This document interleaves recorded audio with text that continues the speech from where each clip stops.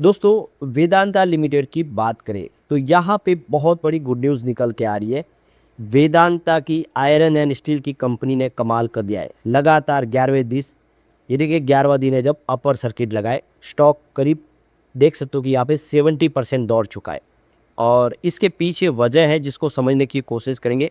आज से 10% की सर्किट लिमिटेड शुरू हो चुकी है, क्योंकि इंट्राडे ट्रेडिंग इस स्टॉक का सब शुरू हो चुकी है और दूसरे भी जो स्टॉक है उनमें आज से इंट्राडे ट्रेडिंग शुरू हो चुकी है। ऐसे में आने वाले समय में क्या ये तेज़ी का दौर आगे जारी रहेगा? दूसरे वेदांता एल्यूमिनियम को लेकर भी रे ब्रोकेज हाउस की तरफ से भी अपनी रेटिंग आ चुकी है, उन्होंने भी इसका कवरेज शुरू कर दिया है।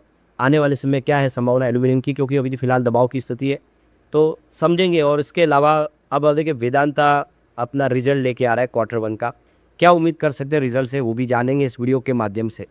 लेकिन फ्रेंड्स उससे पहले अगर आप पहली बार हमारे चैनल पे आए तो चैनल को सब्सक्राइब कर दीजिए, एक बेल आइकॉन दबा दीजिए ताकि जब भी नया वीडियो बने पहला नोटिफिकेशन आपको मिले। वीडियो पसंद आए तो लाइक से जरूर कीजिए।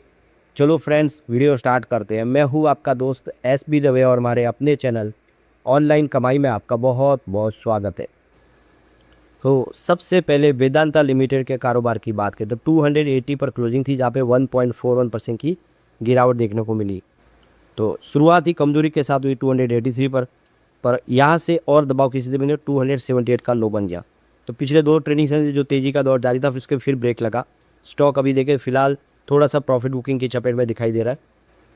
अब यहाँ पे अगर हम वेदांता एल्यूमिनियम एंड मेटल की बात करें तो 451 पर आप देखें क्लोजिंग देखने को मिली, जहाँ पे 0.14% की हमें गिरावट देखने को मिली।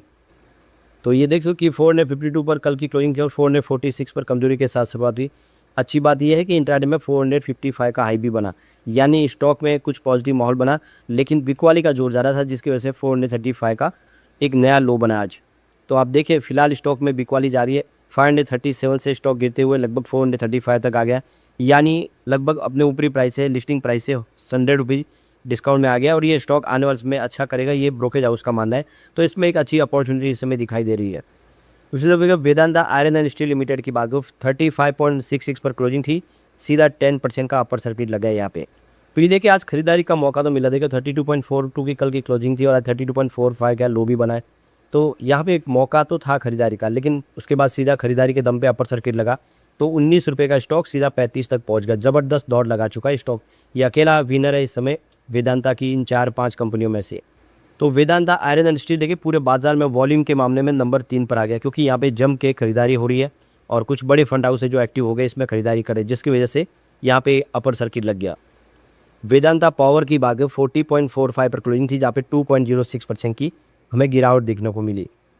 तो फिलहाल स्टॉक आप देखिए दबाव में 45 से गिरते हुए 40 का आसपास आ गया। ऐसे 39 का इसका लो बना हुआ है, थोड़ा सा स्टॉक उससे अभी ऊपर है। वेदांता ऑयल एंड गैस की बात करें तो 32.30 पर क्लोजिंग देख लो मुझे, जहाँ पे 2.62% की गिरावट थी। तो यहाँ पे देखिए स्टॉक है ज़बरदस्त दौड़ लगे 38 तक पहुँचा, लेकिन अभी स्टॉक फिलहाल देखिए निचले लेवल पर है। यहाँ पर भी थोड़ी बिकवाली देखने को मिल रही है। देखिए तो वेदांता का क्वार्टर 1 का रिजल्ट भी आने वाला है, इसके लिए ट्रेडिंग विंडो क्लोज होने वाली है। तो ये देख सकते हो कि ट्रेडिंग विंडो कल से क्लोज हो जाएगी 1 जुलाई 2026 से। और ये ट्रेडिंग विंडो तभी खुलेगी जब कंपनी अपना रिजल्ट डिक्लेयर करेगी, उसके 48 घंटे के बाद नॉर्मल ट्रेडिंग शुरू होगी। तब तक कंपनी से संबंधित जो भी लोग हैं उन सबके लिए ट्रेडिंग विंडो क्लोज है। उम्मीद है कि इस बार रिजल्ट बेहतर होगा। तो यहाँ पे वेदांता एल्यूमिनियम को चौथी कंपनी की तरफ से जो रेटिंग एजेंसी है उसकी तरफ से बाय की रेटिंग मिल चुकी है। लगातार ब्रोकेज हाउस बहुत ज़्यादा बुलिश है, फिर भी स्टॉक में दबाव की स्थिति। तो यहाँ पे देखिए वेदांता ग्रुप से अलग होकर लिस्ट हुई वेदांता एल्यूमिनियम मेटल को एक और खरीदारी की रेटिंग मिली है। इससे पहले देश विदेश के 3 ब्रोकेज फर्म ने इसे खरीदने की सलाह दे दी है पहले से ही। हालांकि चौथी पॉजिटिव रेटिंग के बाद भी शेयर टूट गया आज। ऐसे में ब्रोकेज फर्म इन्वेस्टेक के बुलिश रुझान के मुताबिक इसे खरीदारी के मौके पर देखना चाहिए। फिलहाल BSE पर आप देखें तो इसमें गिरावट है और इंट्राडे में आप देखें तो 3.5% टूटा स्टॉक। तो वेदांता एल्यूमिनियम के शेयरों में डॉलर की मजबूती और एल्यूमिनियम की कीमतों में गिरावट के चलते ये गिरावट देखने को मिली है। इसके शेयरों में अब तक की चाल की बात करें तो 15 जून को यानी लिस्टिंग के दिन 538 के रिकॉर्ड हाई पर पहुंचा था, जिसके बाद कुछ दिनों बाद 29 जून 2024 को ये 421 के रिकॉर्ड निचले लेवल पर आ गया। तो इसका मतलब ये है कि फिलहाल यहाँ पे प्रॉफिट बुकिंग हावी हुई। तो ब्रोकेज फर्म इन्वेस्टेक ने वेदांता एल्यूमिनियम की खरीदारी की रेटिंग और 630 का टारगेट दिया है और कवरेज शुरू कर दिया। इस टारगेट के हिसाब से इन्वेस्टेक ने वेदांता एल्यूमिनियम की वैल्यू वित्त वर्ष 2024 के लिए इसके अनुमानित ईवी एबिटाडा के मुकाबले 7 गुना पर तय की है। इन्वेस्टेक के अनुसार वेदांता एल्यूमिनियम देश की सबसे मजबूत और क्लीन एल्यूमिनियम कंपनियों में से एक है, जिसकी देश के कुल स्मेल्टिंग कैपेसिटी 55% से अधिक है और रिफाइनिंग कैपेसिटी भी लगभग 40% की हिस्सेदारी है। यानी एल्यूमिनियम सेक्टर की इंडिया की सबसे बड़ी कंपनी है। तो इन्वेस्टेक ब्रोकरेज फर्म ने कंपनी की विस्तार यानी कैपेक्स योजनाओं को ध्यान में रखते हुए अनुमान लगाया कि वित्त वर्ष 2026 से लेकर 28 के बीच कंपनी की sales volume year on basis पर 6% और ऑपरेटिंग प्रॉफिट 28% की रफ्तार से यानी CAGR से बढ़ता हुआ दिखाई देगा। इसके अलावा कंपनी का कर्ज भी तेज़ी से घटेगा, ऐसा उन्होंने अंदाज़ा लगाया। कंपनी का लक्ष्य है कि वो मौजूदा नेट डेट एबिटाडा रेशियो 1.7 गुना से वित्त वर्ष 2028 तक नेट कैश की स्थिति में पहुंच जाएंगे, यानी जो कर्ज है उसको ख़त्म कर देंगे। इन्वेस्टेक का अनुमान है कि कंपनी को कैपिटल कोल बॉक्साइट इंटीग्रेशन और एल्यूमिनियम बैलेंस में सुधार के दम पर हर टन पर $140 तक की स्ट्रक्चरल कॉस्ट सेविंग हो सकती है। तो वेदांता से अलग वो 4 कंपनियों Vedanta aluminium metal, Vedanta power, Vedanta iron and steel और Vedanta oil and gas list हुई है। एक्सपर्ट के मुताबिक इसमें सबसे तगड़ा जो बिजनेस है वो एल्यूमिनियम वाला है। लिस्टिंग के बाद ब्रोकरेज फर्म सिटी और कोटक इंस्टीट्यूट इक्विटी ने खरीदारी के साथ इसकी रेटिंग दी और इस कवरेज शुरू कर दिया। तो सभी ब्रोकरेज हाउस देख सकते हो कि वेदांता एल्यूमिनियम को लेकर बुलिश है। इसका मतलब ये आने वाले समय एल्यूमिनियम का बिजनेस काफ़ी अच्छा कर सकता है। अब वेदांता आयरन एंड स्टील तो किंग साबित हुआ है इस पूरी 5 कंपनियों में। आप देखिए 15 जून को लिस्टिंग हुई, उसके बाद 11वां दिन है जब लगातार यहाँ पे अपर सर्किट लगा, स्टॉक लगातार दौड़ रहा है। तो ये देखिए कि स्टील का जो शेयर है आज 11वां दिन था जब इसमें 10% का अपर सर्किट लगा। सर्किट लिमिट जो 5% है आज 10% हो चुकी है और देख सकते हो कि इसकी जो लिस्टिंग है वो 20 रुपये पे हुई थी, स्टॉक 35 रुपये तक पहुँच गया। बहुत ही बेहतर तरीके से प्रदर्शन कर रहा है। तो पिछले 11 सत्र में वेदांता आयरन एंड स्टील के शेयर में 70% की शानदार तेजी आई है। इस दौरान कंपनी का मार्केट कैप 7,821 करोड़ रुपये से बढ़कर सीधा 13,941 करोड़ तक पहुंच गया है। पिछले सत्र में कंपनी का जो प्राइस है वो 32.45 रुपीज़ पर बंद हुआ था और आज इस पर 34 पर खुला और बाद में देखें तो इसमें सीधा 10% का सर्किट लगा। तो आज से डीमर्जर के बाद इन वेदांता की कंपनियों के सर्किट में बदलाव हो गया है।